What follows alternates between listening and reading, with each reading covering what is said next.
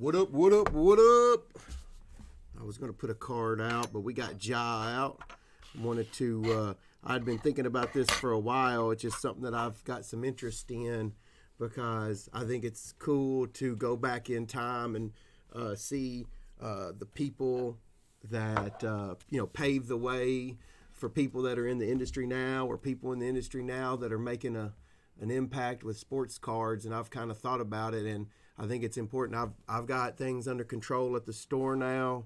My boys Joe, Rookie, Gary, Austin, Bryant, and Clint kind of hold it down a lot better for me now, so I have a little bit of time on my hands here and there, and I want to spend it just reading and learning about people and figuring out how we got to where we are in the baseball card industry. This is something that in the last 2 or 3 years, I've been doing this since I was 7. We're talking 35 years. And in 89, the Griffey was probably the height. But now it's unreal what's going on. It's unreal. Every middle-aged cat that's got a little bit of extra money and wants to do something he enjoys, wants to get away from reality, whatever, wants to gamble, wants to collect. It's this fucking tsunami. And I believe a big part of it started on Facebook. But regardless, none of that really matters. It's just something that's important to me. And we can do whatever we can pretty much do whatever we want. I don't think there's a baseball card Hall of Fame out there. If there is, ours will be better. It's going to have some thought. We're going to figure out if we're going to make an area in the store for it, or I don't know. I think it'll probably start here. And then over time, I hope maybe when I hand the keys off to one of the boys here or some kid out there that's breaking, I hope I get that one day. I don't think my son will want to do it, but I do hope I get that kid that has that same passion that I did. I always liked Mr. Miyagi, not Daniel. So I hope I get that kid one day that I can teach him what I've learned and let him roll a grand slam, because if I sold this store to some clown one day that ran it into the ground, I'd be just devastated. I'd probably have to come back, buy it back, and run it back. But anyway, I'm getting off track a little bit. I just think it's important to do that. I think it's really interesting. To me, you should always do what's passionate to you. If you want to go do something, you should do it, man. Stop listening to everybody else.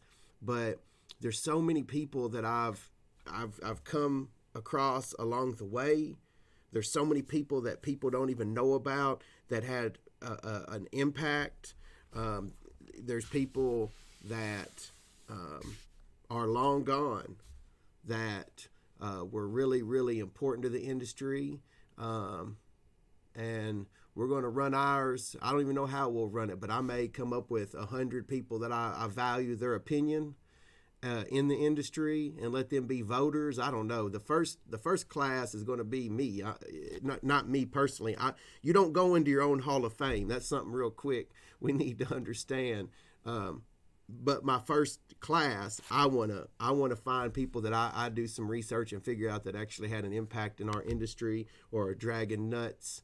Heck, their little plaque may have some nuts on it. Probably not. But I'd like it to be something that over time it builds into something that, hey man, kids come to, or people when they're in the Nashville area are like, hey man, let's go check out the Baseball Card Hall of Fame.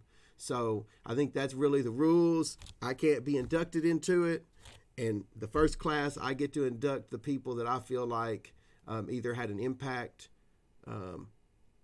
in the industry as a whole, or people that had an impact on even us. But there's a lot of amazing people in this industry, man, that probably don't get enough credit for what they do. I'd love to have a podcast where we sit down and we talk to these people. There's people that have tremendous value that y'all don't know who they are. One of my buddies, Justin, he's a Louisville fan. I'm a Kentucky fan. So anyway, he has a lot of information, and it was funny. Like last night, I'll go to him and ask him something. There's other people that I go and ask them.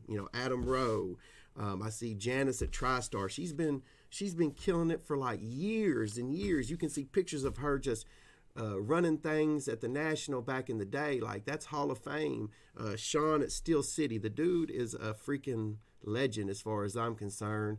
Fish at Blowout, legend. Man, you can't, man, anybody hating on people like that have paved the way for us, anybody out there making money on eBay, buying up Zions for $30 and selling them for 80, man, I believe we owe some of these people some respect. That's just me. So, there's people out there that deserve the recognition, and I just think I have the passion to get it rolling. I think it would be cool.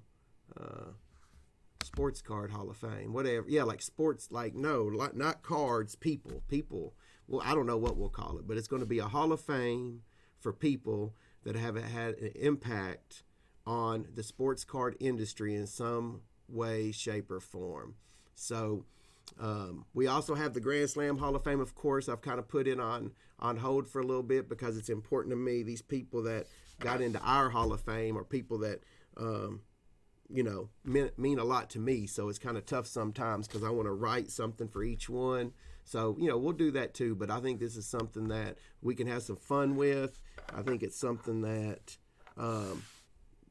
people who have a passion for sports cards could have some fun with. So anyway, that's my plan. I wanted to get it out there because whenever it's been gnawing at me a little bit. And if I don't say it to you guys, I won't do it. If I say it to you guys, I'll do it. So get ready. We'll have us a little class here before long. The legends. We'll put legends in, and I don't need y'all to bombard me with stuff. Just if you think somebody absolutely 100% deserves to be in, man, we need to put them in. It's not going to be a contest or anything. That's not what it's about. All it's about is recognizing the people who deserve it and letting average collectors read about these people or learn about, like if we put them in, they're going to go Google that person. They're going to say, oh man, Cy Berger, this is how he handled tops. And, there's a lot of cool stuff out there that I think you guys will have a blast. All of us will have a blast learning about and paying some respect to people who deserve it. Fruitman at freaking Stadium, Mike's Stadium Sports Cards in Aurora, Colorado. First ballot, baby. It just is what it is, man. You're never gonna catch me hating on people that pretty much deserve the success they get, man. People like that are legends, man, as far as I'm concerned. So we're gonna turn up the light. We're gonna shine some light here in the sports card industry. We'll pretty much just do whatever the hell we want because it's our Hall of Fame. Hell, we might put Pete Rose in that thing because he sure as hell deserves to be in the Hall of Fame. Larry freaking Walker. All right, I just wanted to announce it so I would do it. Get ready. Should be fun, man. We've got a big wall out there, man. We could literally do it out there, man, where people can learn about some of these cats. We'll come up with plaques or something, and I think it would be cool, man. Anyway, we'll catch y'all later. Anybody who got to watch Zion last night in the fourth quarter, be happy. You about to see something like that on the reg. I think that dude, once he gets healthy, once he drops about 15. It's going to be bad news for the opponents. All right, man.